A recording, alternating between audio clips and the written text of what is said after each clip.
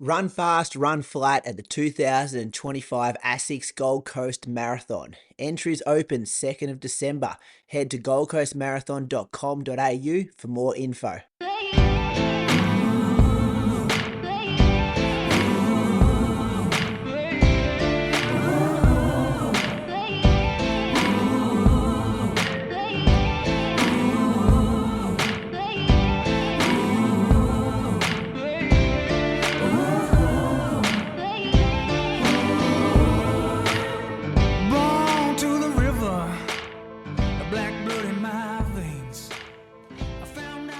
Welcome to episode number 373 of the Inside Running Podcast. A massive thank you for being with us for another week. Merry Christmas. We're recording this on the 23rd of December.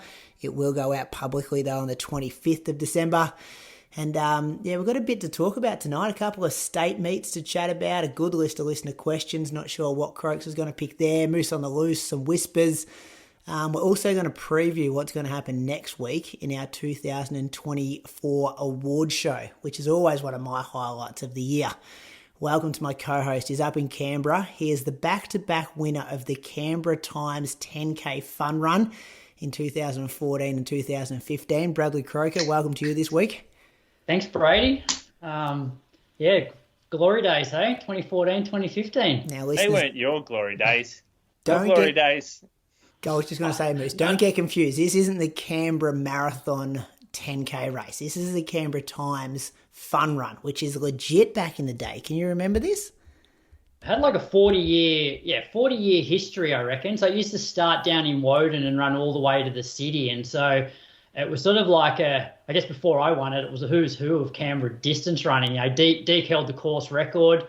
Point-to-point race. And then it got bought out by Fairfax, and then that's when they started then adding 14k races around the country, and then it got sold to Soul Motive, and now it's just run like around the city. So it's that course doesn't exist anymore, which is a shame because I reckon there's a lot of good history in those races where athletes from different generations can run on that same course that Deke ran 29 low or 28.50 or something.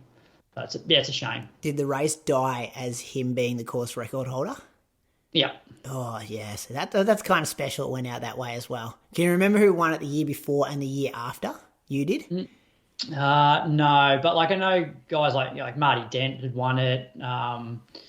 Who else? Rowan Walker would have won it. Yeah, Ron. Ewan McRae? Ewan, he was... Erwin McRae. Yeah. Basically it was the main, I guess outside of the Canberra Marathon, it was probably the main fun run in the city in Canberra. Yeah. Well done, Croaks, from back in 2014, 2015. My other co-host, he came, I think, third at the 2011 San Francisco Distance Carnival 5K event where he ran 14:30 in Old Spikes as well, 2011. So probably worth, 13.55 these days. Julian Spence, welcome to you from Anglesea. Thanks. Yeah, we made a trip down to San Francisco that weekend because it was also Stanford Invitational, I think it was, and I didn't get a gig in the in that field, so I took the B race option, which was at another college across the city, and that was probably better for me. Realistically, 14:30, racing kind of up the front to the win. Spent a lot of time on the back of a bloke called Daniel Tapia that day. Daniel went on to run very well. 63-minute guy, 28:40 dude. So just popped on the back of him. That was before he had started to take off as a distance runner. And who won it? Was he second? No, he was fourth. He was behind me you beat him. In the end. Yeah, just the last couple of laps. My pace at the end. Yeah. Dangerous. Yeah, I don't know who won. I can't remember. That's good. You can remember the guys behind you, though. That's good. Yeah, it's the only ones that matter. Yeah. What's been happening, boys? You getting in the festive spirits? Bit happening? Moose, you'd be busy, wouldn't you? Croaks and I shut down shop. I'm just working non-stop. I got Roo Run to organise, mate. That's in 2 days. No, Christmas Day in 2 days, but the real stress for me is in 4 days, Roo Run. Did I read somewhere 1,000 entrants as well? We're Doubled on in track entry for size? We're on track for it. Like we get half our entrants enter after Christmas Day, and the race is 2 days after that. So what's the most they've ever had? 750. Okay. That's pretty good. So we'll see how we go. It's looking good. We've got a course change this year, which is fun. So it goes back to up the hill at the end because the tides are a little dicey. So we thought we'd make an early judgment on it. Go back up the hill from the beach to the lookout, which is pretty bitey at that point in the race. I think it's at about 5.8K. You hit that. And yeah, you go up steep, like proper steep. It's where the moves will get made, perhaps, in this race. Brady's bridge will set him up well for that one. Oh, yeah. There's a myth that I'm no good on hills. Like, just because I don't run hills doesn't mean I'm not good on them. I've got a bit of cross-country pedigree over the years, over Bendigo, back when I was a kid. Once upon a time, I ran over hills. Is it on the road surface moose, the hill, or trail hill? So it's it's an asphalt driveway of the surf club for about 150, 200 meters, and then it swings left onto the dirt track, like a light gravel track to the top of the hill, and then you go down a technical kind of trail downhill, like pretty curvy little thing. It's a lot of switchbacks, so it helps to know that downhill because you can take a few punts on when you brake and when you don't. Yeah, it's going to be a locals course for sure by the sounds of things. It is a locals course. What shoes should I wear? So in the past, my go-to here has been the New Balance RC version 1, the RC Elite. So it had that beautiful tread pattern on it, those little triangles. Yeah, amazing grip. And you want a shoe that grips well because you've got some fairly steep dirt paths and you've also got some tight corners. So I've gone for that. You don't really need a super shoe. So I've also worn the Streak 7 on the course and a Streak LT 4 as well. But those shoes were maybe a little, like, you've got better options than that now. Yeah, okay. Still got that RC, the green one? Yeah, I do. Yeah, I think I will pack that now. Yeah, it's starting to worry me a bit, Croaks. This isn't like just... I actually want to just go down and see the local trails that Moose runs on, but I'm competitive. We'll get... Once the gun goes at the start. Are you the only person organised at Moose? Like, how many people got in your team? I'm actually... So I'm taking over from a fella who's done it for the last 10 years. And a lot of the stuff, the organisation is in his head rather than on paper. Yeah. So it's supposed to be my year to run it, but I'm finding that I'm asking a lot of questions and he's pretty much just stepping in to help out. So this is the gradual handover year, and maybe next year is when I know all the things because I've seen them firsthand. Good. Let's talk some training, Croaks. You're the one putting the best hay in the barn. You want to go first? Yep, let me just bring it up. Yeah, had an okay week. Body's just like I'm managing this heel / Achilles thing. So kicked off Monday, 45 minutes, 4:22s. Tuesday morning, got out for 7.5K at 4:23s. I remember it was quite steamy that Tuesday morning, and then we had track in the afternoon. Fairly hot, but it was a session where recoveries were generous enough. So we kicked off with 200s. So I ran those in, I think, 34 and then 33. And then we did 6x800 off 90 seconds rest. So for me, I went 228, 229, 226, 227, 225, 222. Felt fairly good on these, like definitely working pretty hard on the last rep, but I never was getting super lactic and always felt like I was recovering well in the 90 seconds. It was more just the heat was just adding that extra level of discomfort. Gave ourselves a couple of minutes recovery after the last 800, and then I did 4 200s between 31 and 32 seconds. So, I was really happy with how that session went.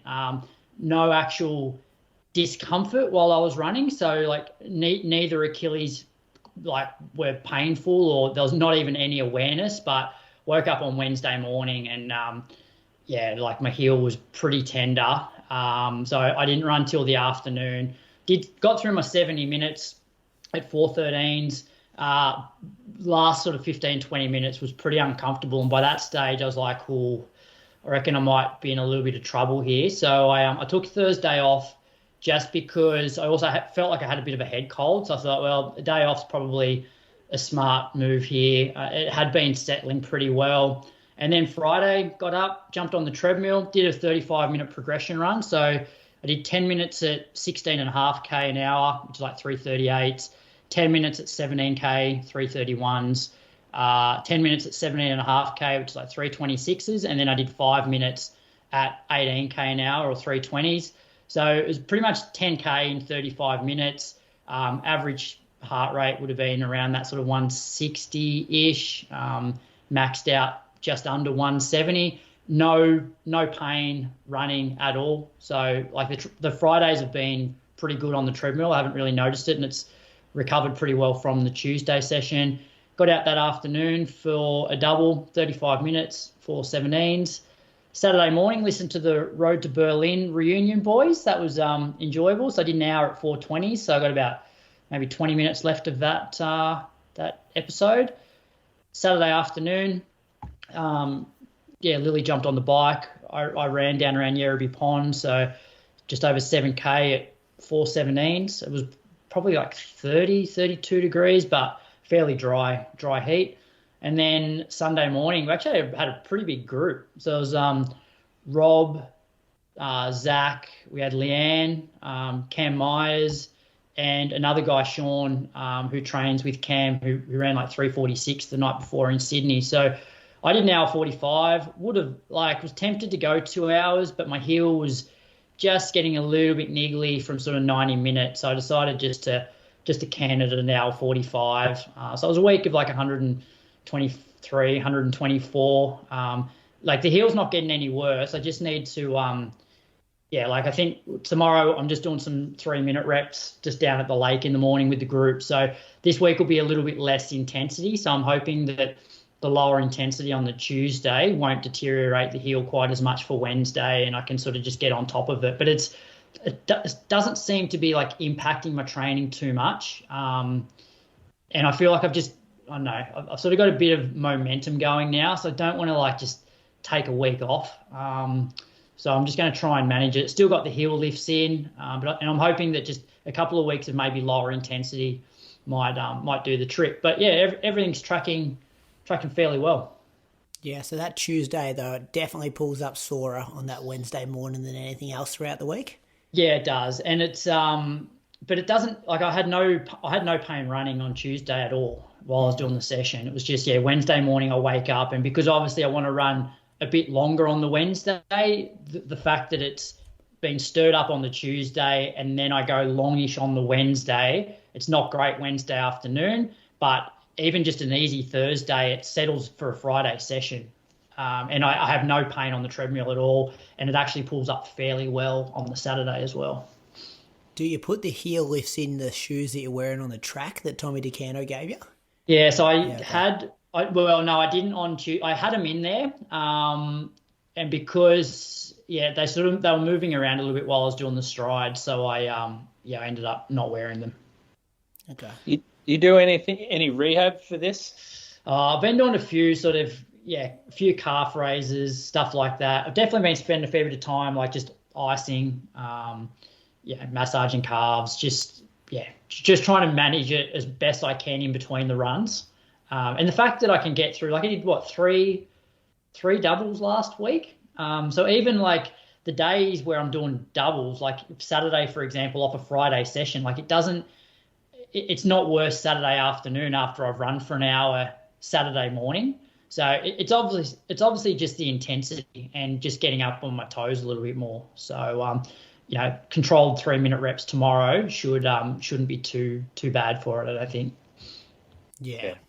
Remember a few weeks ago when I told you running 200s in 29 seconds was more risk than reward?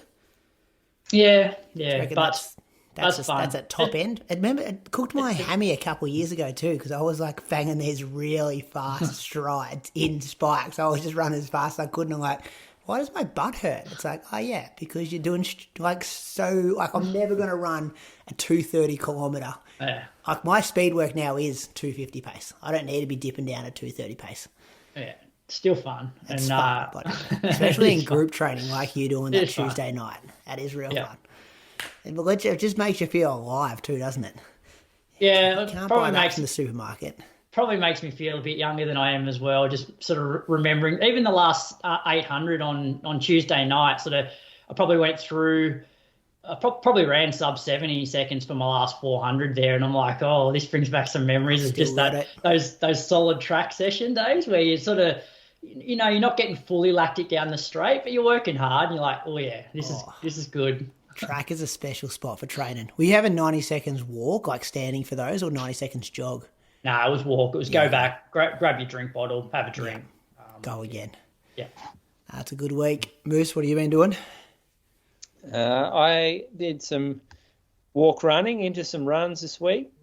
So I'm going to say it was the Monday, I did 5 by 5 minutes, and I just took a jog. I took a walk minute between the intervals. That all went fairly well. And then the next morning I did 20 minutes straight.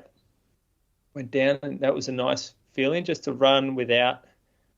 I might have actually, I did 3 by 10 minutes there, and I added a little bit on at the end. So 3 by 10 minutes. No, my bad. I did 2 by 10 minutes, and then I started to feel my hip a little bit on the third interval. So I just canned it at 25 minutes. Then I had a day off after that. And I did 20 minutes straight the day following the day off, felt fine. And then I did 25 minutes straight, and again, felt pretty good the day after. And I've gone into yesterday, which was 31 minutes straight, no problems. So I feel like I'm getting a little bit of continuity with this rebuild going. Found that going a lot slower is better for me. So I've been running these runs very, very slowly, like 5-minute K pace is at the pointy end of some of the paces I'm putting together here. But my heart rate, I'm still averaging like 128, which is fine for me as an aerobic run. So yeah, what did I do for the week? Maybe like 25K or so. I did some gym this morning though, and my knee's blown up pretty bad just tonight. Just started to get sore tonight. So I'm going to see how that goes before I run again in the morning. Okay. I was scrolling on Strava throughout the week and did see something pop up, but then I just went back to find it then to look up your profile to follow along as you were talking, and you've private everything. I must have just got a sneaky glance at something during the week, Croaks. I have to be on there 24/7, just refreshing every minute. I do spend a lot of time on Strava throughout the week. Tell you what, it's not good for my ego. I put one run up yesterday, and Andrew Bell, he's about 75 years old, lives in Geelong, goes, you should join me for a Sunday long run. I'm like, fuck this. I'm getting this shit off Strava right now. I don't need that kind of shit in my life right now, Bally. Come on, mate. You've fully written me off. Imagine how much you'd inspire those old blokes, though, eh? Here he is, Aussie rep. Rock up in your Aussie singlet. Yeah, and pull that down straight away so no one even sees that comment. On a serious note, that's a good week. That's progress. Progress, yeah. Progress, I felt good. I really enjoyed the run, half an hour, didn't get any awareness. The problem at the moment for me is I'm waking up with this real bad sciatica. And I'm not sure what's going on, but I have to go see someone about it. So I need to go walk the dog before I can even get out for a run. It's not good stuff. It's just like shooting pains down the back of my glute and into my hammy, and a really tight back. But then it's not my normal back issue. It's something new. Really have to go talk to someone about it. Were you the gym, Moose? Were you doing anything silly for the knee to blow up?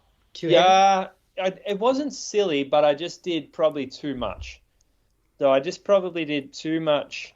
This is what I did. So I did some leg extension, and then I did single leg split squat, and then I did one single leg drop off a box. I'm not sure what you call it. Like, I don't even know what you call it, but you stand on the edge of a box and you drop one leg over the side and you do a single leg squat and then you come back up. So it's a single leg squat, I guess. So and then I did some Pilates reformer squats.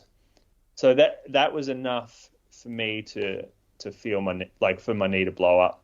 And it's probably just one exercise too much. That's good. Busy at work too. A bit of work stress hitting you. Yeah, it's work stress. It's probably it hasn't been as busy as we've really expected it to be, which adds more stress than if it is busy, because you're constantly wondering what's going wrong, what can we fix, is there more we can do? So we're just trying to get down to Torquay way. It's been really good in Torquay actually, but we've sort of got some events coming up for the summer. So doing on the let me just make sure the dates are right. But we've got Nath Pearce from Garmin. He's going to come down on the 6th of January. So if you're down in Torquay or down on the coast over the holidays, we've got the Garmin Run Club. So he's going to give a Garmin away at our run club. That's a pretty freaking good giveaway. I know. How many people rock up to that? 50? 1 in 50 chance? It'd be way, typically less than that. 1 in 30 chance. I don't know. We haven't had the event yet, so I can't tell you, but I'd be thinking it's less than that even. So it's a good chance to win a Garmin. But he's also going to educate you on how to use it properly. So do a little bit of a demo, going to get some catering in. And then 2 days after that, we have Brian Beckstead, who is the founder of Ultra Running, the footwear company.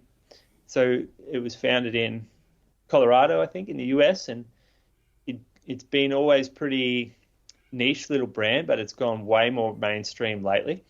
And the founder's coming over to visit Australia for the launch of one of their new shoes called the Lone Peak 9. And we are going to host him. He's going to a few stores around the country. The running company Torquay is going to be one of them. So that's on the 8th. You've got to buy a ticket for that. Well, not buy a ticket, but reserve a ticket on Eventbrite. You find that on our socials. That's going to be cool, because what we're going to do is we're going to get these fleet. They got a shitload of wear test shoes. Going to get a bus to the trail, one of the best trails in town. Got to run with Brian, the founder of the company. He's coming back to the store. Going to have dinner, some drinks, giveaways, and then we're also going to. I'm going to interview him, or almost MC this evening, where he chats to the event goers about the history of the brand and their foundations, their philosophies, the future. And just being the founder of a brand this big, let me just Google what this, let me just Google a little bit about them, just so you know how big of a brand we're talking about. Brady, you may not leave the surf coast with all this stuff that's going on. You might head down there. Sounds good, doesn't it? No, stay there till the end of Jan. I'm in and out. We do have a family holiday booked for around that date, Croak, so I won't be there at that time. But it sounds innovative what they're doing out there. Are they on the stock exchange, Moose? Is it a big? What's the market cap? I don't think they're on the stock market. Are they? Is that what happens with brands like that? They always go to the stock market? Not sure. Let me just have a quick look. Ultra is owned by VF Corporation that own Icebreaker, North Face Vans, Timberland. I don't think they've gone public. No, I don't think so. Don't think that. Anyway, that's still pretty special that it's in Torquay of all places. Torquay's still a pretty small town. Yeah, but not in summer. It's not. Yeah, not in true. summer. You It's can not see a why small he's town, picked mate. that You'll one. see. It's insane in summer. Yeah. But yeah, it's cool. We're That's excited good. for that stuff. It's keeping going to you be busy. fun. Yeah, it is. It's good. That's good. I'll whistle through this week, fellas. Coming back off COVID this week, so I wasn't sure what was going to happen.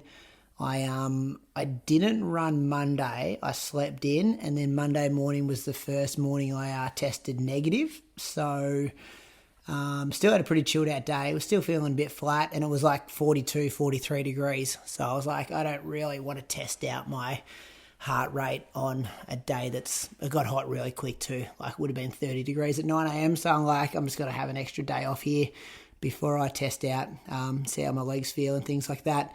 Tuesday, I did get out for 8K, really easy, 4:41 pace, had the heart rate screen on the whole time, averaged 123. So I took that. You guys have both had COVID and returned to running. Like, I took that as a pretty positive thing that I'm like, 440s, 123, haven't run for a week. Nothing's standing out to me that, like, I'm still in trouble with my respiratory system. Am I getting that right? I'm pretty basic bitch with some of this stuff. That's all right, isn't it? That's pretty good. Yeah. Heart rate's a good sign of the stress level your body's at. So, yeah, that's good. Yeah. Mine was through the roof when I came back. Was it? Yeah, okay. Oh, yeah. Because I'd also come off a Calf, dodgy calf. Yeah. And so I remember jumping on and I was doing like, I think 5. Actually, what did I do? My first run back was I remember listening to this. I was away and Stewie was filling in and you were doing your recap because you got COVID in your gym or something, didn't you? Yeah, I reckon because I was, And so, I did 5 by 4 minutes on the treadmill at 5-minute Ks with 1 minute walk. I maxed out at 156 and average of 147. Yeah. Yeah, okay. I was unfit, plus I was in the garage, but you've bounced back way better. Yeah, I felt all right on that Tuesday. Still capped it at 8K though. I'm just like, I just want to just return to run like sensibly. Wednesday I did 16K, same thing, slow again, 4:46 pace. Just jogging, keeping the heart rate low. I was noticing that I was getting like DOMs, like I had a full week off, which it's pretty rare for me to have a full week not running. And then I'm like, I really need to do my activations, get on the foam roller, the massage gun, just to try to get things firing again. If I could have my time again when I had COVID, I still would have been trying to do some kind of activations instead of just doing nothing for a whole week. Like, I probably should have got the band out and the massage gun and things like that just to give my legs some kind of action, because I was feeling like I was, had DOMs in my quad and my butt and stuff like that. Like, it was quite a weird feeling considering I hadn't done much. Thursday I did a double day. So in the morning I was a bit tired. We had our school graduation Wednesday night. So we were at this ceremony until like 9:30 p.m. and then I got out for 13K at 4:39 pace. And then in the afternoon, I just went for a run. It was about 8 p.m. after the kids went to bed. I just did 7K at 4:39s. So that was nice. The sun was just starting to go down. And then Friday, I tested out, did a bit of a workout, really easy workout, something that wasn't going to cause me too much stress. Did 10 by 1 minute on, 1 minute jog. Looking back, the jogs were probably close to a float though, probably like 4 minute average for the jogs, and then about 3:05, 3:07 pace for the 1 minute ons. You can kind of, you can wing 1 minute reps though. Like, I feel if these were 2 or 3 minute reps, there's no way I'd be able to hold under 3:10K pace. So, that was good just to test things out again. Same thing, the data was good with the heart rate. Saturday morning did 13K, listening to you, Croaks. You and Cam Myers, brilliant interview, well done. Thought he was a bit nervous early, Moose. Very rushed introduction, like heart rate would have been higher for Croaks. But then I think maybe Cam was nervous for the first 10 minutes until everyone just really settled down. Have you listened to it? No. I've been listening to the ABC, mate. I'm keeping tabs on the fires for me. Oh yeah. What, the Grampians ones? Are they close to you? No, but I just like hearing about it. I just like. You like drama? No, not for entertainment. It's just sort of good to. I think it's just educational to know what's happening with fires, to get the fire chiefs and all that on to talk about it. I think it's good to learn it and know more about fires and stuff. Yeah. Yeah, I agree. I remember when we had to leave Falls Creek one year, we just had Hudson. He was a little baby, and we had to, we went down the mountain at 9 p.m. at night kind of thing to stay with Carly's relatives in, just outside Myrtleford. And I remember just driving back from Myrtleford to Echuca a couple of days later, just being you're just totally just captivated by ABC News and all the different experts they bring in and what's going to happen. And when our town flooded, that was fucking crazy. Looking back at that, you'd go outside and there'd just be helicopters flying over your house, and you're just something very with natural disasters. I don't know how you think about stuff is just different. That whole survival mode. This time, what, end of 2019 down the coast. We recorded on, same thing, I think it was the day before New Year's Eve, and it was like, oh, what are you doing tomorrow? Yeah, I'm going to go for a run down Runningford Road. Wake up on, New Year's Eve, and Viv's like, yeah, you're not running for the road. There's like massive fire.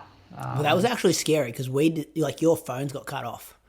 Like it was very much right. you were like, hey, like you just never responded to messages for like 2 days, and like you're just watching it on the news that you were kind of caught up in these fires and stuff. Like you had to go on the beach, didn't you, to evacuate? Yeah, like we were hosing down the roof at one point, and then Viv and the kids, or I guess it was just Lily at that point, were down on the beach. And then even just driving home a few days later, like we were coming into Canberra, and you basically just couldn't see. Like the smoke was that thick that it's really sketchy on the roads. Yeah. Those emergency services, though, Moose, you're right. They do a good job. But back to the young king. Some people just have it, don't they, Croaks? He's just like, to be able to talk like that at 18. Like, I was dumb at 18, doing stupid stuff at 18. Like, to think that he's 18 years old and he has these expectations and high standards of himself already at 18. And, like, I think in Australia we have a lot of professional athletes, but not everyone's professional. If that makes sense. Like I think Jess Hull, Jess Stenson, there's probably more who are unprofessional in the way they carry themselves than professional. Jess Hull and I think Jess Stenson are like really up there with like top range, like professionals. But Cam Myers is a professional. Like he is going to be like, if you haven't already bought stock in Cam Myers, after listening to this interview, you will for sure. Like what a guy. I've got a massive crush on him and he's 18. There's a few answers that blew me away. And I think also, like, we don't do that many interviews face-to-face. So he came over, and I think it's much easier to do because often when I'm doing the online interviews, I'm worried about all these other factors, like, is my internet going to drop out, like the connection? And, like, you don't really have that issue there. But some of his answers, I'm just like, really? Like, you know, do you get nervous? No. That was early on, I remember that. And it was good that you had the follow-up question, like, why do you think you don't get nervous? Like... Sorry to people who haven't listened to this yet. It'll be out on Patreon. It'll be out on iTunes and Spotify this weekend. But, I love that stuff and being able to document stuff like that. Yeah. Well, thank you, Brady. That was great. Glad you enjoyed it. Well, I was pretty hungover too, Croak, so I was going out the door thinking I was going to run for 30 minutes, but you got me through the hour, so thank you very much. Sunday, longest run since Chicago. My goal was to just survive 2 hours. And I was thinking this was going to be really bad because I think I've only been over 90 minutes once in the last 10 weeks. So all I had on my screen was total time and heart rate. And I got there, boys. Got to like an hour 40. I'm like, still not too bad. An hour 50, still not too bad. An hour 55, I'm going to make it home. This is good. Thought when I got home and saved my run, I'm like, I was probably like, 4:45s because I averaged like 135 heart rate. So I'm thinking I must have been going pretty slow, but it was 4:26s. So maybe I'm back, boys. Maybe I'm back. Good weather day, because I've noticed, like yesterday was really, although it got warm throughout the day, the low was a bit lower. So, like, I noticed the same thing when I finished the long run. I'm like, I don't feel really stressed because of the heat today. Yeah, well, Carlos went first. She did an hour 50 before I went. I'm not sure what time I started, but it definitely wasn't like super hot. But it was starting to, would have been close to 20 by the end of it. But I think we're so used to running in high 20s the last couple of weeks. So that was good. So you got 27k done, 99k for the week. Roo Run this Friday night. Have no idea how fit I am, but I'm just banking on the fact that the last 3 weeks haven't been great, but the last 12 months have been, solid fitness and stuff. So a few people panicking down there, I hear Moose. Zaka was jogging with a couple of the locals and they're worried about me coming down, but I think I'll be at the back. Yeah, I'm not sure. Zaka, he might have... Zaka's the kind of guy who'll jump from team to team, depending on who he's with. Yeah. He was talking up how good Menday was going, and he would be telling them all how they're going to smash you, Brady. And then he gets in our little message group, and he'll be like, "Oh, Brady, you're going to roast these blokes." That's Zach. You got to watch him. Real snake in the messages. Yeah. Yeah, you got to watch him there. So now I'm looking forward to having some fun. So obviously Toby, the bad boy Menday's also doing it, and Ali Pashley I read in the newspaper as well. Moose, I would get got her entry in. You're an Olympian. I would get one message a week, people wondering what's going on with Ali. And why don't you get her on the show? She used to always fill in for you, and now you haven't invited her back, and da-da-da. Like, people get really, think that, Ali's got bad blood with the Inside Running podcast at the moment. She's just been a hopeless runner for the last few months, and there's nothing worth talking about. She hasn't performed. We only invite people on here who perform. This is also not true and just adding fuel to a bullshit story. So I'm looking forward to seeing her down there. But well done signing a big field like that. Three big dogs. It's going to be good. It'll be a good race. It'll be AV quality nearly. Oh, Ben Ludbrook, he's been lifting me off in my DMs saying you and Mende are both in trouble. So, yeah, looking forward to getting down there. Can't wait. Never got the win there before. Has he? Who else you got, Moose? Any other big names in the men's? Well, how much bigger can we get? Yeah. Bigger than Brady? I don't think so. This is why it's selling out, Croaks. This is why the numbers are up. People want to have a crack at me. That's why. I don't know, Brady. Former Noosa triathlon winner. Oh, Pete Kerr. Pete Kerr. Don't laugh. He did win it back in the day. He did win it. Don't laugh at that. Pete's That's a good result. runner. He'd be in 15:30 shape, wouldn't he? Got a bloke from Glen Huntly called Sam Toll. Oh, Sam Toll. He's not Sam just a Toll. bloke from Glen Huntly. He's like a 14-20 guy. Yeah, Mulligan's long runs with Sam. Team manager, yeah. I've got to go look through them again because all these entries coming in late. Brady's a bit worried now. I don't think I'll be top 5, seriously. Well, I don't know. I could win it easy and I'll go, you know what, maybe I've got to stop running high mileage. Or I could be absolutely shit and go, you know what, I need to get back to high mileage ASAP. I tell you what, though, Brady, your running has really nosedived when, going to Chicago, hoping to run a massive PB to now, like, up and about a Roo Run. Nah, it's big down here. Croaks, you wouldn't know, mate. You wouldn't get it. I do feel like the Roo Run's taken off in the last 12 months. Don't worry about the little novelty name. This is serious work down here. Hey, Andrew Lloyd's another winner of the Canberra Times Fun Run back in the day. Oh, he's Googled it while we've been talking. Commonwealth Games gold medal. Go put that in your YouTube. You just pause this and go watch that last lap. Andrew Lloyd. What a result. That's good. Got another problem for you, boys. I set a goal at the start of the year on my Strava to run 7,300 kilometres, which is 20k a day average. I'm proud to be over 7,000 Ks, but it's real touch and go now that when I did the summer of Malmo and then got COVID, it's really touch and go, and it's at the stage where I'm like 4k ahead. Setting goals and achieving goals is important to me, but chasing Ks is not important to me. So do I do it or do I not? But chasing Ks is important to you because it's one of the goals that you set. No, but that wasn't a chase case. It's just like, oh yeah, I can manage 140k a week for the year. That should be easy. So then, if chasing Ks is not your go, then just don't worry about chasing it for this week to reach that goal. Arbitrary number you've put in. Yeah. Ahead of time. Who gives a fuck? Yeah. Yeah. Okay. You gotta roll with the punches. Got to know when to hold them, when to fold them. Like 7,000 still bloody big year. Yeah, so just be happy with the 7,000 and concentrate on winning the Roo Run on Friday. I reckon I've had 1 year in my whole life where I've run 7,000k. Yeah. Next year's your year, Croaks. And then you go and break that 45-plus record. Yeah. Croaks is up. We get a lot of customers in the store mention you, Croaks, about how up and about you are now. How they say it's good. He's just a bit more fun on the show. It was a tough get a couple few more of years smiles, there. a few laughs from him. Yeah. Good to bring it's good to bring the old Croaks back. Next week, yeah, my Achilles is screwed, boys. 3 weeks on the sidelines. I'd have to sub you out for that, mate. Let's thank some Patreon supporters, hey? Croaks, who you got? I got Liam Flynn. So Liam's up in Sydney, has run 17:59 at the Burley Griffin Park Run, 38:10 at the 2023 Sydney 10, 85 minutes at the 2021 Rejuve Half Marathon Time Trial, and 3:01 at the 2021 Melbourne Marathon. So I reached out to, I actually coached one of his mates, and he said that all of his mates are saying that 2025 is going to be Liam's year after a quiet 2024. He's doing Ballarat Marathon, and they reckon he's on for a big PB. Works for a trading company as a quant researcher, so loves his numbers. So all the best with the Ballarat prep, Liam, and thanks for your support. On you, Liam. Good luck at Ballarat. Liam. Moose, who you got? Peter Barrett from Hobart. He has run 18:47 at Bellerive Park Run, 36:36 at Run the Bridge in 2013. That's much better than 18:47. 82:55 at the 2013 Cadbury Half and 2:59 at the 2021 Cadbury Marathon.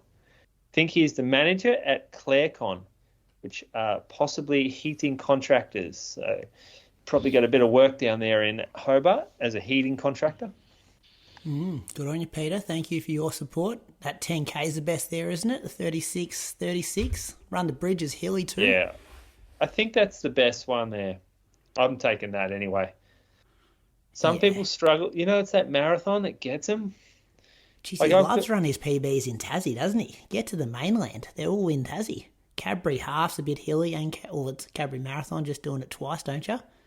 Do you go out and back, Crooks? Yeah. Yeah, they do. Except, remember, you turn around for the second lap, you turn around at the base of that hill. Yeah, you don't go up the hill. On the middle, yep. Yeah. I'm going to thank Reece Doherty. He's from Earlsfield in England. According to his Power of 10 profile, he's ran 15:24 at this year's Friday night 5K under the lights at Battersea Park. So he's got some wheels, boys. 31:55 at the Sri Chinmoy 10K in Battersea Park. 68:52 at this year's Wockington Half Marathon, and 2:25 at last year's London Marathon. Oh, Moose, do some work there, which is the best there. Not much running on Strava since the Chester Marathon in October. Can you remember what he ran there, Croaks? Chester? He ran 2:30. Wasn't happy. Okay. I don't think. Yeah, fair enough. If you ran 2:25, you're not going to be happy with 2:30. 2:25 is the best. Yeah. It's a good run. I reckon Reece is going to be real happy with our Patreon show this week as well.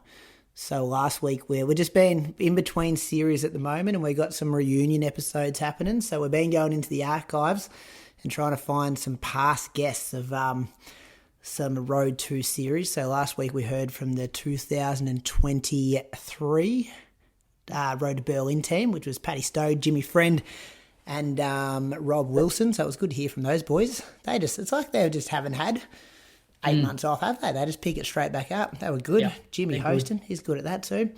And then this week I'm working on, not that all these people have been on the same series before, but 3 UK runners, which everyone will be familiar with. I've got 2 of them locked in. Third one's been a bit difficult, but I've got a 4th one ready to take the third one's spot if he does not respond to me in the next 24 hours. And I'd actually say I've got a way bigger man crush on the 4th one, so I'm hoping the third one doesn't respond. But watch out, boys. Third one's got to come back. I want to hear from the third one. because I know who the third one is, and I want to hear from number 3. He's one of the rarest units in UK distance running, so I'm looking forward to those boys. Not the Ramsey's nightmare guy. Oh, yeah, the Prince of Penzance. The Prince has seen my message but has not responded yet. There are lots of people over in the UK trying to help me out there. So thank you to our Patreon supporters who bonus show kind of every week at the moment if we can pull it off. It is Christmas week though as well, so we're doing well to get the weekly show out, but I'm really trying to have some bonus content for you again this week. That's patreon.com/Inside Running Podcast if you want more details. Want the show early on a Monday night as opposed to Wednesday morning. Running news, boys, with thanks to our official race results partner, Axel Coffee. A good run starts and ends with a good coffee, and I've been loving Axel powering my mornings. You're up first, Moose, with the Vic Milers Club stuff at Box Hill. Had the lights on. Did you watch it? Well, what night was this? Thursday. Thursday night. No, I had something on, I reckon. I would have liked to watch this. It sounds like a great race. 2 good races. First one, Seth O'Donnell, showing some range here. He's run 3:41.47 to beat Thomas Diamond to 3:42.44. That is very rapid for a distance guy, an endurance beast. You'd sort of call Seth, wouldn't you? Yeah, and off the back of the 10K. What's that, 5 days after a 10K? Yeah. Yeah. Wasn't aware he had these kind of wheels. That's good signs for him when he starts to look at dropping those longer distance PBs, to have that kind of mechanical turnover to get there. Very good. And Thomas Diamond, like one of the best juniors in the country, been over in college, hasn't he? Like he's almost specialised. I don't know much about Thomas Diamond. Yeah, I'd never heard of him before. Yeah. No, he's the real deal, Thomas Diamond. Yep. Did he win under 20 Zatopek a couple of years ago? Doesn't ring a bell. I'll look it up while you guys are talking. Yep. Jaylah Hancock-Cameron was the women's winner in 4:11.77. So she travelled for that down to Melbourne. She's based in Sydney, right? Well, no, she runs for Bankstown, but she actually is from the South Coast, down around Bateman's Bay. So she does a lot of travel because every time she does one of the Sydney races, it's close to 4 hours in the car. Oh, yeah, right. She beat Amy Robinson, who we chatted about last week. Was it you who sung her praises, or was it Brady who really got into it? I think it was a bit of both of it, both of us. But yeah. So she keeps running. That's 5 days after as well.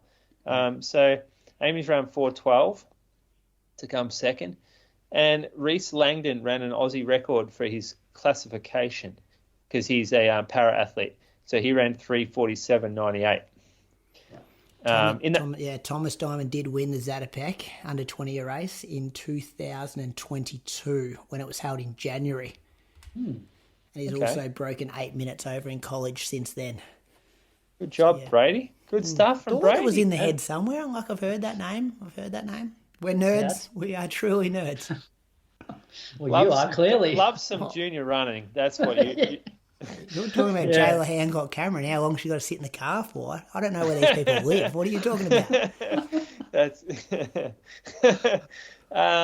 in the 800, Hamish Donahue won in 1:48.61. Tess Kirsop-Cole continues her winning streak to run 2:04.36. Brady, tell us about Hamish Donahue. I don't know if this is correct, Croaks, but I'm pretty sure he's the guy from Byron Bay. He won the Zatopek 800-metre event as well.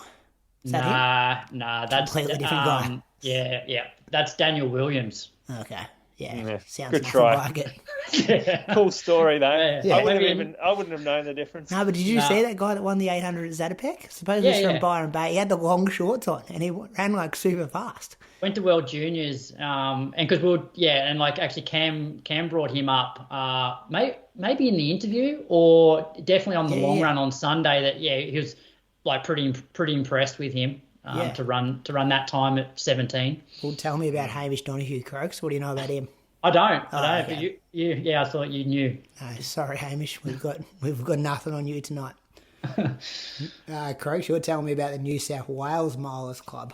Yeah, so they had a meet on Saturday night. So they had quite a few distances, actually. So in the 5,000 metres, Danette Sheehan, she got the win in 17:14. And Ciaran Rushton got the win in the men's, 14:37. In the 1,500, Fleur Cooper won the race in 4:20. In the men's, close finish between Jackson Sharp and Josh Phillips. Jackson Sharp got the win in 3:43.7.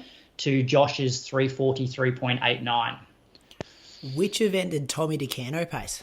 He paced the 5K. He paced 3K of the 5. Yeah. Could have just kept going and won it, couldn't he? Yeah, I don't know. So I coach one of his best mates, Jack Maxwell, and Jack was in no man's land. So I messaged Jack afterwards and said, why didn't your mate Tommy just sort of wait for you and pace you for the last 2Ks? And he said, he should have. I asked him to do it, but... Why is Tommy dogging blokes in Sydney, Moose? You got any intel? I don't know. Did they just blow up after Tom got off the track? I think they go through? I think they went through 8:40. Was it 8:43 or something through 3K maybe? Yeah. Okay. Yeah. That's still So they blew up a bit. Yeah. So his mate Jack said, poor form from him. Did ask him to do that. Tom. Jeez, Tom, come on. What's the point you go pacing at 14:37 pace and then just step off when you got mates behind you? And Jack sent that to you, not knowing you're going to read it out to a shitload of people. It's all right. I love that. Some dope into news, boys. So Mo Katir. So we knew about this a while ago, but then it takes a bit of time for the hearings and stuff to happen, doesn't it? Is that what happens in this? I feel like we get doping news and we all go, oh my God, that guy's positive. We might have all known that or thought that. But then 6 months later, you always hear it happen again. Is this different though? Wasn't his original one a year, and then they've dug deeper, and then they've found out that he's been falsifying documents? They're like, nah, we're not taking. You're not having 1 year anymore. You having 4. So it changed from 1 to 4. Okay. I think so. Yeah. Yeah. Correct. He was photoshopping boarding passes and stuff to try and make it look like he wasn't just getting the whereabouts things.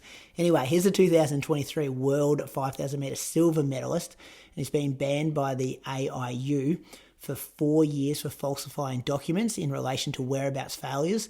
Katir is already serving a 12-month ban for whereabouts failures. His 4-year ban will now run concurrently with ongoing suspensions, extending Katir's ban from the sport until Feb 2028. They also tried to get it backdated even more, didn't they? But they couldn't quite pull it off to make sure it would impact his silver medal at the World Champs. So I wish it was 5 years though, because then you take the next Olympic cycle completely out. Yeah. If it was 2029, then there's no LA for him. Can you guys remember when someone said something about him in an Instagram comment, and then he bit back, like saying that the person who left the comments wife would be like super impressed with Mo Katir? It was a really strange response. Ross, who does the show notes, if you could find that and put it in the show notes, because I'm murdering it now. But I remember at the time I was like, what are you doing? You're like, I saw it yesterday. Someone's reposted Chriso put it up on his Strava as one of his Strava photos. Yeah. Yeah. Okay. Very strange behaviour. And whoever come out with that random person who did comment that is now looks a whole lot better. Just looking at this, the bloke's out there photoshopping boarding passes, and he got picked up. No, he hasn't been caught, right? So he never tested positive. That's something that this is in no way a defense of him, but he's going to that sort of length to cheat. And people think that the sport's clean, and that let's look at that World Champs race. He's doing this type of shit, and you think that the people that are around him, like, they're just clean as a whistle. This is the kind of thing that makes me jaded by the whole like elite running kind of world. Is that we thought this guy was suspect because of his crazy progression, but you never know. You want to believe, so it's nice for him to get caught, and it's nice to know your suspicions are warranted, but at the same time you almost feel disappointed because there was a hope there that it wasn't true, and that he was just a natural gun of an athlete. Found this post, Brady. So this guy Ross Running says no way Katir is clean, and then Mo Katir's response is, Ross Running, what hurts, friend? While you criticise me, that is normal. It is the nature of men. When there is another man better than him, they envy him. Ask your wife if Katir is handsome or not. Surely your wife would be delighted to be with a winner, not a loser. Fucking idiot. Yeah, I'm glad we found that. And he's gone him after actually cheating. Yeah. He's responding like that, knowing what he's doing. When you're talking about that as well, Moose, I remember the Ronix Kipruto case. I've just Googled it too, and they said the panel considered that Mr. Kipruto engaged in a deliberate and sophisticated doping regime. Like, when they use the word sophisticated, I'm like, this isn't just one random Kenyan getting something from the local pharmacy and putting something in his arm. It's like, this is why they're not getting them with the positives. They've got to get them with the whereabouts and falsified documents and stuff like that. I feel like a lot of people are still getting away with a lot of stuff. Oh, yeah. Big time. And that's why, as you said, it's like when someone tests positive and they get someone who's run 2:06, I still can't sit there and be like, I don't know if I can believe the stuff that's quicker than that. It sounds too good to be true. More doping news, though. After a drug ban, Shelby Houlihan, boys, she's back. She's coming back soon. She returns to racing as her ban is lifted on Jan 13th, 2025. The whispers on Let's Run think Houston half marathon. She's going to return. I read somewhere that we're talking about that. I read somewhere that she wants to run sub 66. Yeah, requesting sub 66 pace. So she has kept her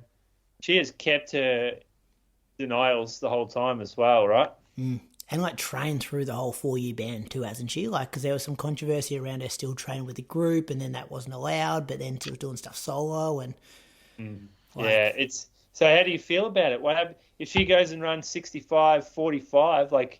What are you celebrating that? She done her time. She's done the crime, done the time, paid her dues. Well, it's just going to be hard now. Anything she runs, everyone's going to go, Is it clean?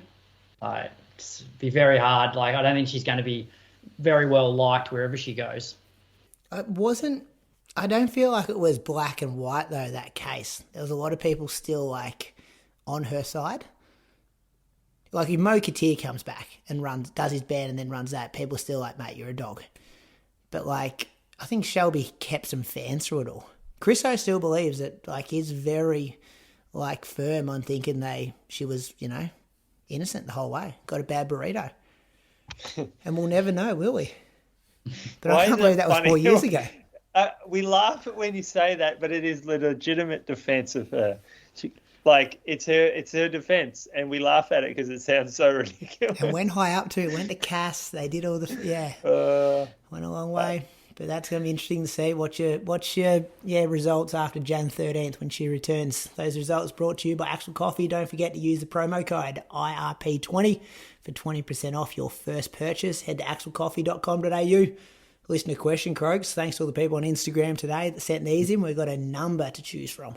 All right, we'll go with the second one from the top. So how close to my goal marathon should I race in a shorter event, and what distance is preferred? So that comes in from Edmonds J on Instagram. Can I preface this, Croaks, by saying Mona used to absolutely love racing a 10K the week before a marathon. Hard. 5 or 10K. Used to, it was not a tempo or a tester or something. He would go nuts. 1 week before, they said that was great for him. Time trial it, wouldn't he? Because Richard, who was a Ballarat guy, he used to give me one as well when he used to coach me back in the day. 5K the week before a marathon. Full blast, as fast as you can. Yeah. Did one in Prague when I went to Berlin one year. I had to find this park and run 14:55 around some random park in Prague. I think it was on the Monday too after I travelled in. Yeah, it's pretty hard. I disagree with it. I don't think you want to be doing that. I think at that point, 1 week before, you're not trying to drain your battery. It's a time that you should be charging your battery to its fullest. It introduces some potential DOMS-related issues like muscle damage. You're running a lot harder than you've probably run in training, given that you're training for a marathon. So, running a 5K hard is just going to be a bit foreign to you at that point. There's going to be a lot of neuromuscular or neurosystem fatigue after you've run something that hard and fast. And 1 week before, it's just cutting it too fine for me.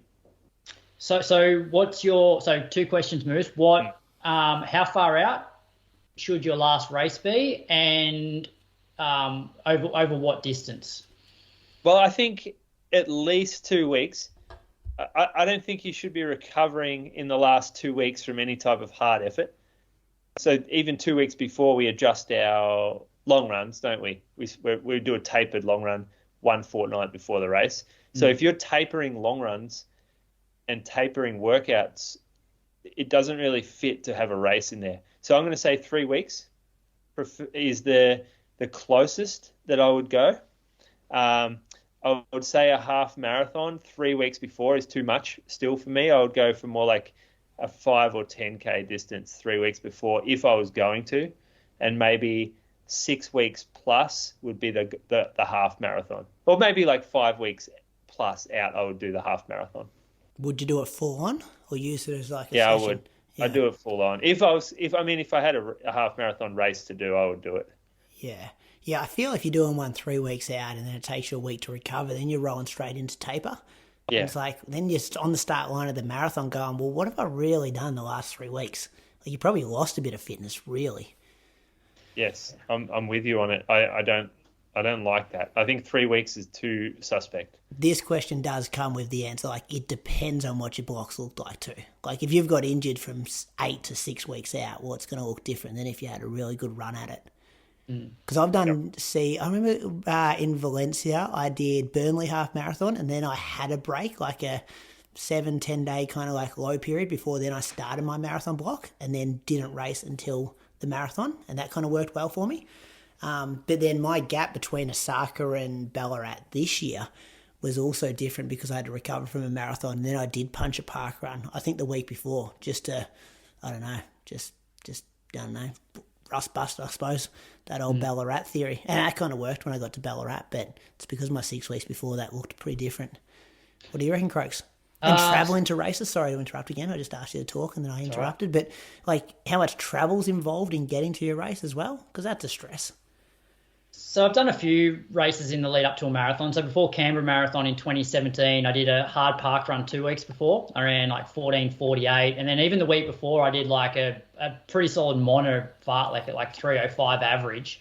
And then before Lake Biwa, I did the city to city 10K in Albury, Wodonga, and like I ran this pretty hard. I averaged 3:10s for it, and I was just like, oof, like I was training well, and I'm like, this is worrying, given I've got a marathon in 2 weeks' time, and I end up averaging 3:15s for the marathon.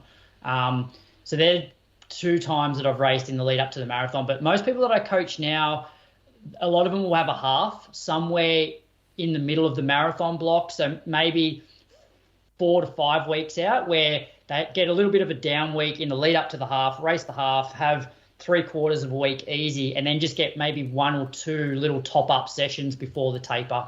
So I quite like a half marathon somewhere in that 4 to 6 weeks out. Good to practice all those routines as well. Like, get to the Portaloo, get into the travel, packing your bag. Like, if you haven't done that for 3 months before the marathon, all of a sudden depends on your personality, but that can stress you on race morning. If it's new, travel, like the little public transport. Like, I sometimes think there's more or as much value in practicing your race day routine as you're getting out of the actual race performance. Dress rehearsal, yeah, spot on. Everything's not on your own terms. Like, I feel like we are creatures of habit, and it's like everything becomes on your own terms when you're just training and bunkering down. Whereas you get onto a race's terms, it's like there's a line at the Portaloos. What are you going to do about it? You got to check your bag in. What are you going to do about that? Like, it just makes you think differently. So that's a good question there, Croaks. I enjoyed that. Who was that from? Edmonds SJ. There we go. The 2025 ASICS Gold Coast Marathon is set to be epic this year. Run your new PB on the flat, fast, scenic course set alongside the stunning Gold Coast beaches. Over 60% of finishers report setting a personal best at the Gold Coast Marathon, and it's not hard to see why, with such a great course. The 2025 event will host the Oceania Marathon Championships, drawing fantastic local running talent to the Gold Coast. Both the full and half marathon are World Athletic Label races, the only race in Australia with dual labels. Whether you're running or spectating, the 2025 ASICS Gold Coast Marathon is the place to be in July. Entry is open on the 2nd of December 2025, and they will go quickly. Head to goldcoastmarathon.com.au for more information. I got some whispers, boys. Well, I haven't got any, but I want to speculate, and I always love speculating on this podcast. That's what this segment's all about. I love this too. This is my favourite section. Cam Myers, correction, nearly got a big whisper out of him. He started talking about the Maury plant meat. And by the way, I've been sent some documents, some real old documents. Have you guys read into Maury Plant and Jane Fleming and Sue Howland? I don't know about Sue Howland, but I know about the Jane Fleming. Because there's a petition going around to change the name of the event, the Maury Plant Meet. Yeah. And then it was read this document, and I was like, oh shit, that's some serious stuff.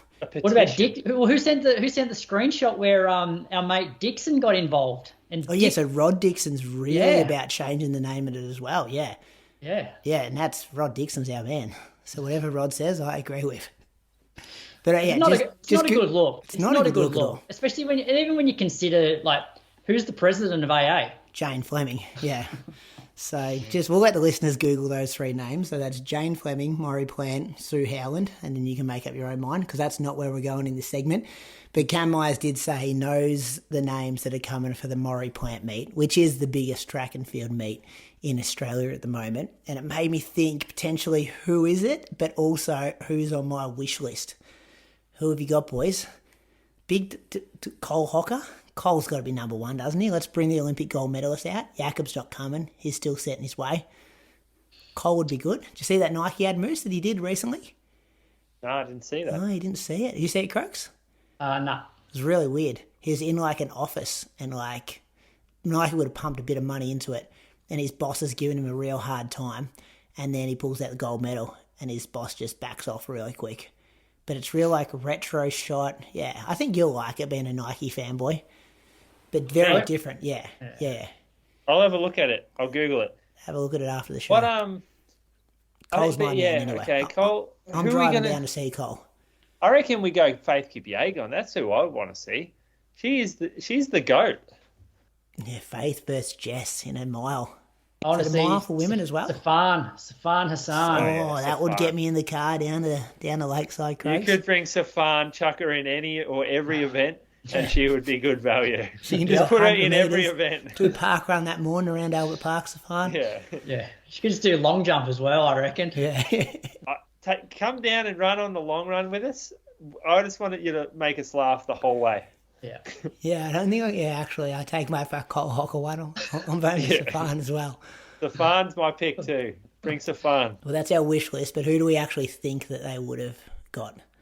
I reckon when Cam said that, it wasn't necessarily around like the distance races. It was more like, last year they brought out Fred Curley. So I reckon it's going to be more maybe some sprinters, like high-profile sprinters, and especially now going up against Gout, which we never made. I know we're a distance running podcast, but what he's doing is pretty incredible and also good for the sport here. Like the amount of coverage it's getting. It's unbelievable, isn't he? That last 50 metres. Like it does not look like he's not even slowing down. Nah. So he will run a great 400. Yeah.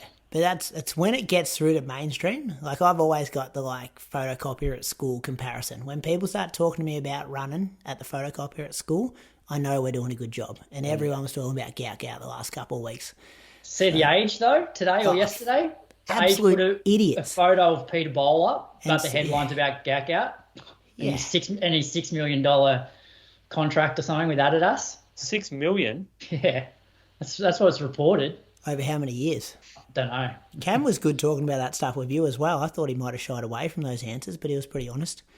Contracts and how length of them. So watch this space. I assume there will be announcements coming pretty soon about who the headliners are there, and hopefully a whole stack of Australians. Get it, Stewie. That was. I was thinking about more of that conversation last week, Moose. Him going to New Zealand and not racing at Zatopek doesn't help your brand, does it? Georgia Griffiths, you got an opportunity to perform in front of your hometown. If you now don't rock up for Maury Plant. Yeah. I like Zatopek being the place that you'll go. Stewie will rock up for Maury Plant, though, because that meet means a lot to him because he was pretty close to Maury. Yeah. Remember when he won last year? Yeah. He sort of pointed to looked up to the sky. Yeah. Yeah. All right, Moose on the loose. What do you got, Moose? Not a ton this week. I'm not running with groups, running by myself at the moment, which means that I don't get annoyed as much by others. I'll probably go purchase of the week, if you don't mind. Yeah, give us some Christmassy stuff. Trampoline. Oh, you been putting it together? Yesterday. Oh. Got it done. That's where your knee blew up. I think it is. I actually, I'm thinking back now, and I'm like, I carted that whole frame up and down the hill. Oh yeah, no, that is it, Croaks. You're on the money there. So put a tramp together yesterday. Can I just ask, how do you get it up without Pia spotting it? Yeah, you've gone early yesterday. So all the curtains in the house are shut. She's not allowed outside. She hasn't wanted to go yet, but she's not allowed on our deck. She's not allowed prisoner in her own home. We've kept her entertained inside the house so far. We've got one day left to get through. But yeah, the last 8 months, I've been slowly digging out my hill so that I can put a flat bit of ground in. So I'll do maybe a couple of hours here every week, and then lately I've had to do a lot more of it. So you'll be impressed when you see it, Brady, because it's a fucking looking forward to getting there. A chunk of land I've cut out, only with just one mattock and a shovel. Oh, it's been brutal. But there is room now for a tramp. So we've got a 7 by 10 foot tramp. I haven't jumped on it yet. I don't think it'll be good for me to jump on. But that's there. And I think if Pia ever listens to this podcast in 20 years and she wants to get to know her dad, you better fucking enjoy this goddamn trampoline, girl. Have you guys ever thought about that? If our kids ever do listen in like 15, 20 years' time? Yeah, I have, actually. I have. Yeah, freaks me out a bit. The day you were born, your mum was walking around Yerriby Pond. you were kicking her in the guts. Why does my dad whinge about the weather so much? It couldn't have been that bad. We got global warming to deal with now. God, why can't your dad pronounce Grand Prix? Why did your dad think a penguin was a fish? Oh no! Shit like She'll think you're some kind of half-wit. Yeah, I'll be paying for a uni degree or something. Surely.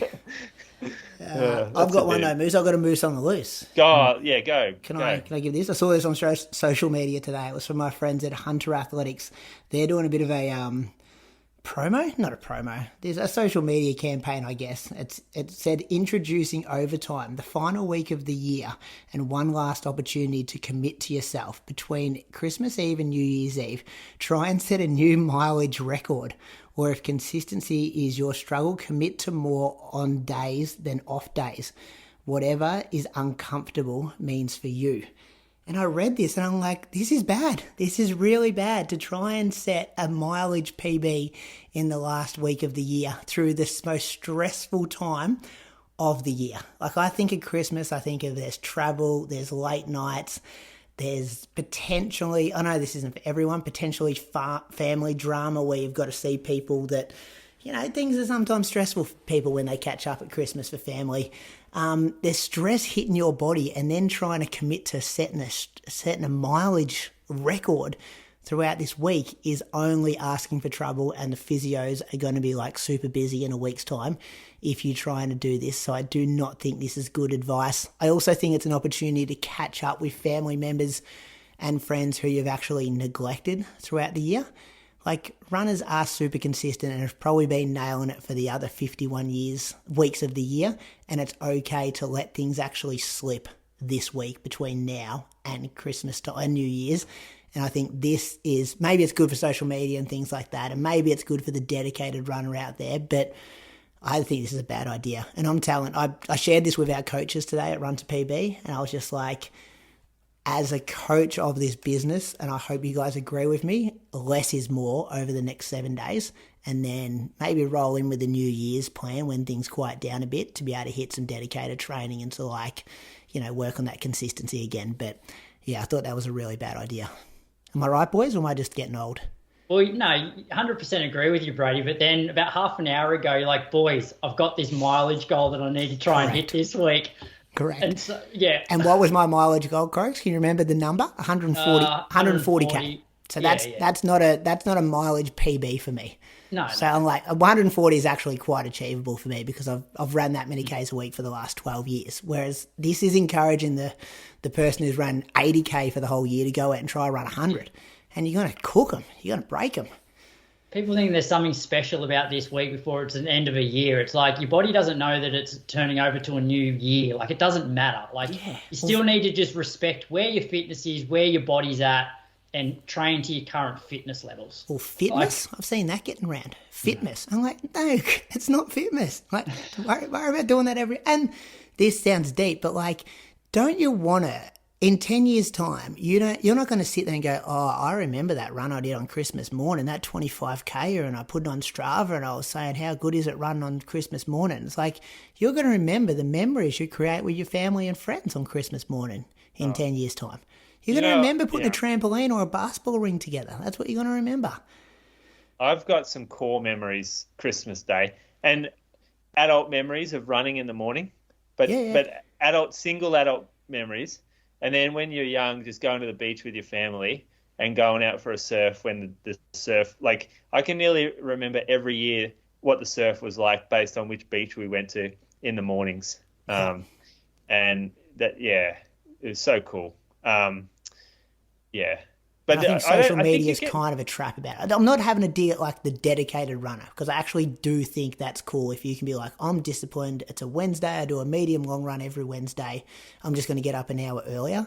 I just didn't like the like set a mileage goal, because I think that breaks people who are already under internal, external stress at this time of the year. Yeah.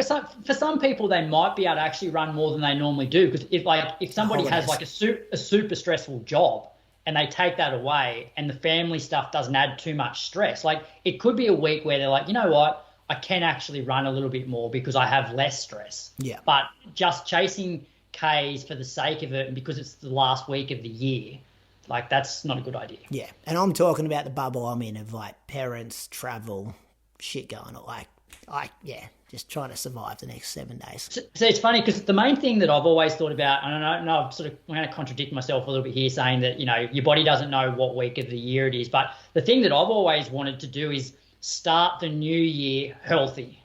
Because then for me, it's always been like, okay, clean slate from the 1st of Jan, whereas this goal is probably going to impede the ability to be fully healthy on January 1. Yes, correct. You contradict yourself then, Croaks.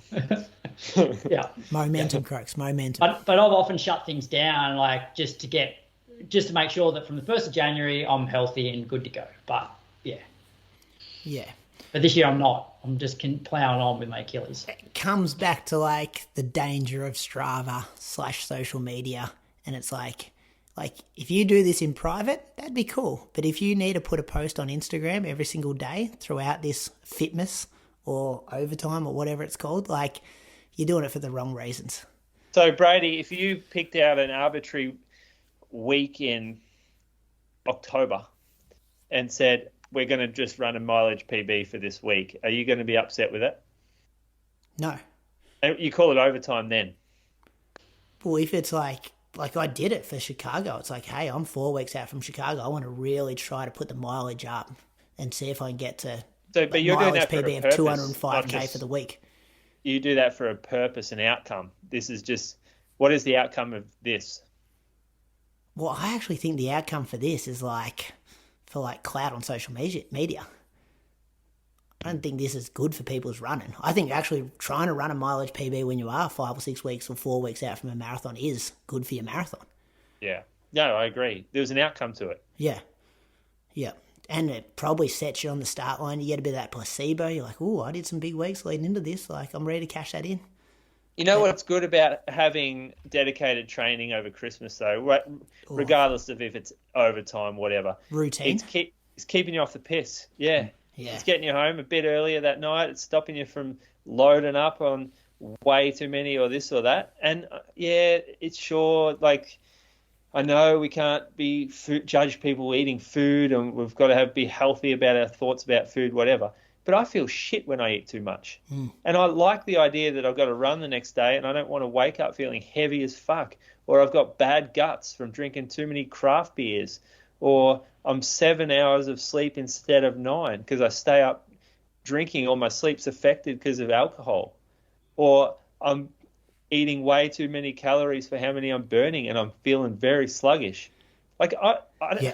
So everything you just said is how I feel like the majority of people are going to live the next 7 days. So to try to have a mileage goal tied in with all that stuff is dangerous.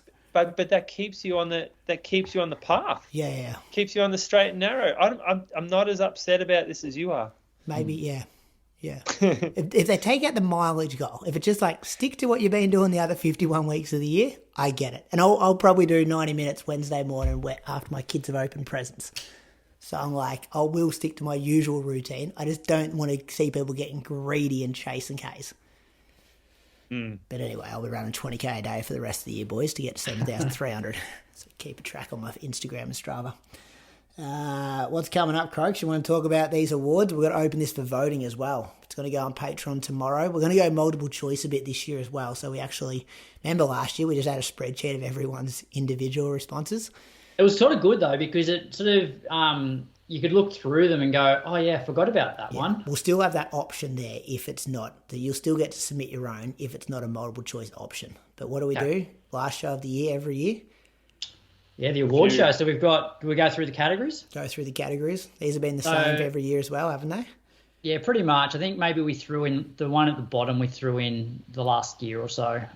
So we've got performance of the year, most improved, most consistent, race of the year, athlete of the year, ones to watch for 2025, and what we are looking forward to in 2025. Folks, confirm Australian only here.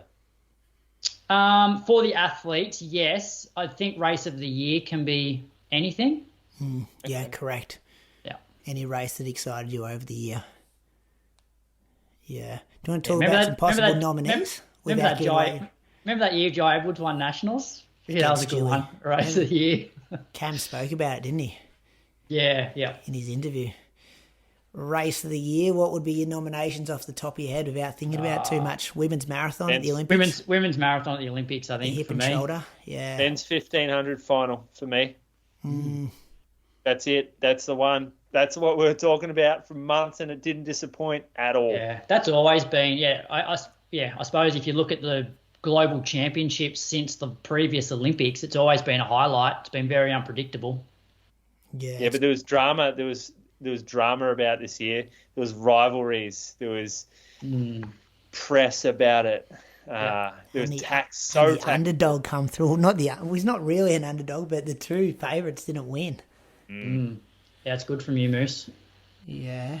Athlete of the year and performance of the year are going to be very easy this year. That's going to be good.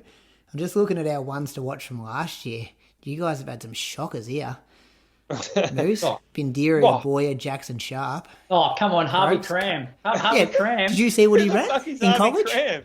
Did you see what Harvey ran in college for 1500? What did he run? He ran 340. Yeah. 340? 340. Hey, heard of Morgan McDonald? Went to the Olympics. Morgan McDonald. You can't have Morgan McDonald as one to watch. What, you've had Jess Stenson for the last 5 years. You had Stewie one year, probably. Can't have Jess Stenson. What did Jess Stenson do at the Olympics, fellas? You guys didn't even have her making the Olympics. She went out and come 13th, didn't she? I would have picked Jess Hull if you let me. I've clearly won this. I reckon there's a few here. So, like, Bendiria Boyer, I reckon she's one to watch for 2025. Like, I think where she's heading in the 8 is very exciting.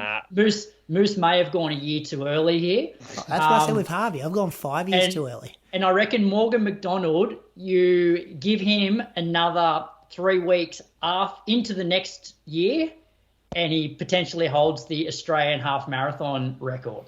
Yeah, have you listened to that episode of his podcast?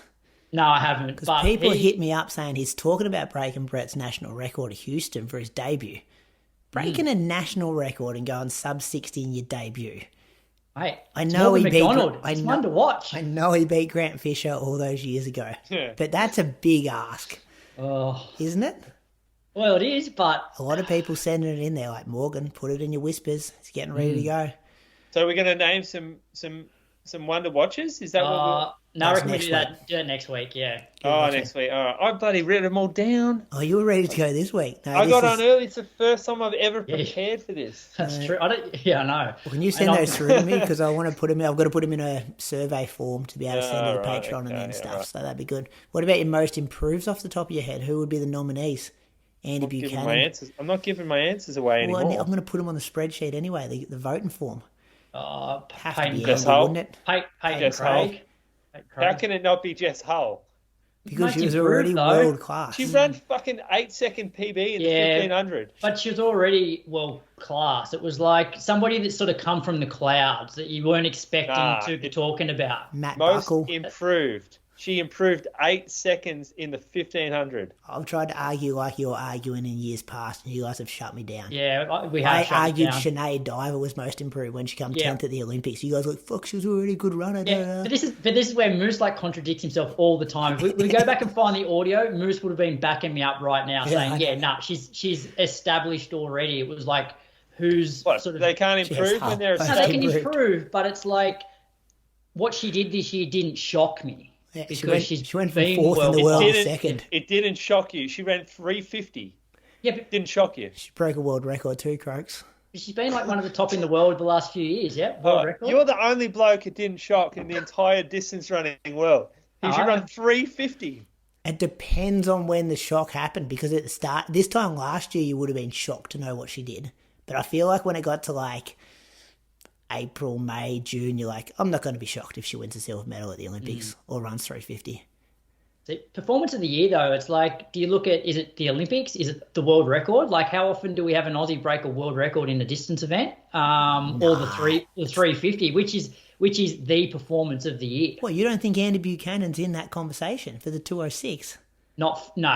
So Andy's run was great, but I'm taking a silver medal at the Olympics. Are you taking over a record? Are you taking Jess Hull's world record or Andy Buchanan's 206?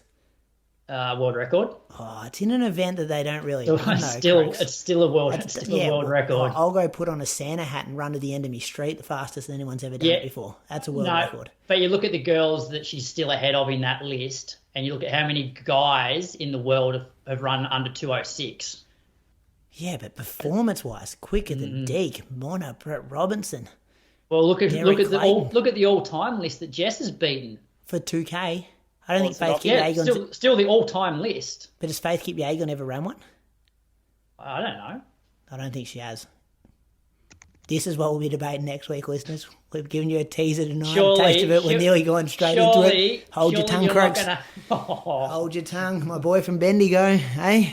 Clearly, Andy's post is still up on your bedroom wall. He was messaging me today. He reckons he's getting 20 messages every day of the week saying how much people enjoyed him on that interview the other week. It's nearly hit 40,000 listens. I follow Andy on Instagram. He never shared it once. Yeah, never did any promotion of the episode. Never shared our episode. I don't know what we've got to pay to get that off, but he's messaging me today saying how good the feedback is. But anyway, what else is coming up, boys, between now and next week? Putting up trampolines. Croaks, you doing any Christmassy stuff? What's on your wish list? Mum and Dad, they arrived today, so they're here for close to a week. Going to do a morning session tomorrow. I haven't done a morning session with the group for ages. And then, just Christmas Day with Viv's parents, my parents, pretty chilled. Nothing much changes here. Obviously, they'll be putting stuff together for the kids. And in terms of my wish list, Coros arm strap heart rate monitor. Never know. You never know. You've been a good boy? I've been a pretty good boy. On the nice list? I've been threatening Hudson with that for the last 3 weeks, mate. You're going to have to do this or you're going to be on the naughty list. Santa's letter came back and, Lily was told to stop talking back and eat all her dinner. That's good stuff, from actually. Santa. I like that from Santa. Yeah. I'm using that. What are you doing? Well, you got a big week. Work tomorrow up till 5 on Christmas Eve. Try to get home as quick as I can. Then Roo Run. And then back to work. Nasty little lineup for me. Yeah, small business owner, hey? New business too. New business. You can't just have other people doing it. It's got to be you. Okay, that's good. Looking forward to seeing you down there, whatever day of the week it is. I'm just working on numbers at the moment. I know it's the 27th.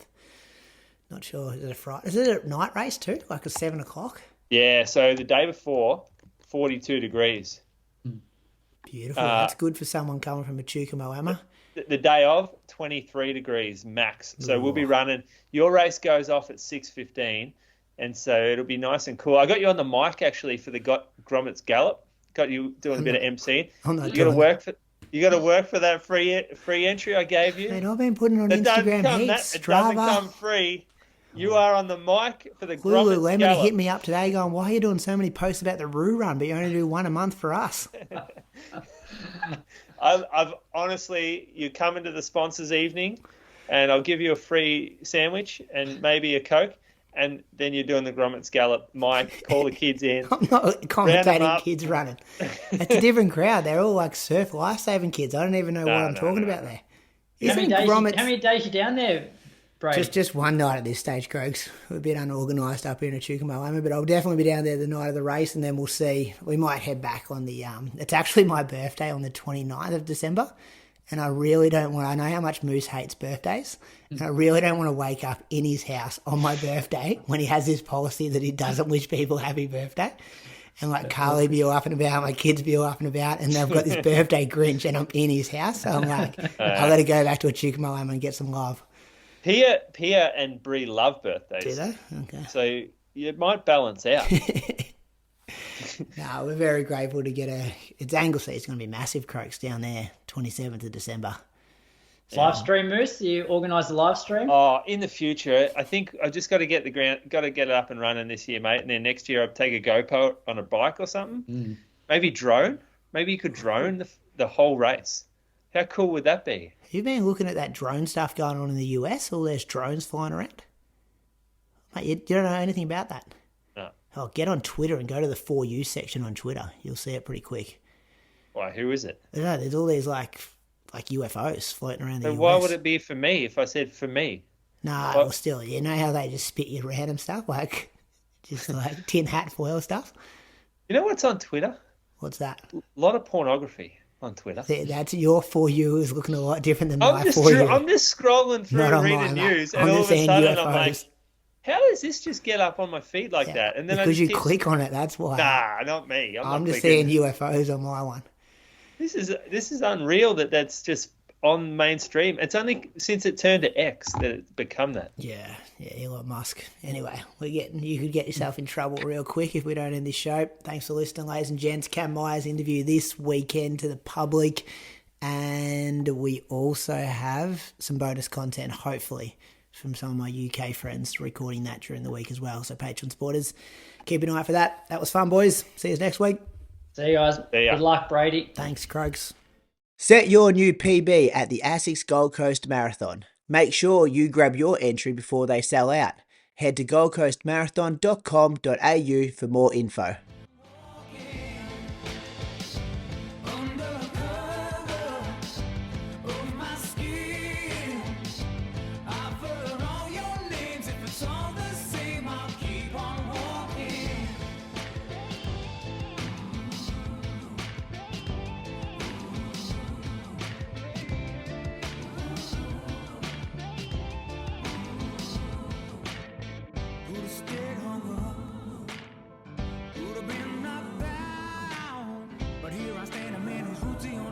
And I'm gonna hold my head up high.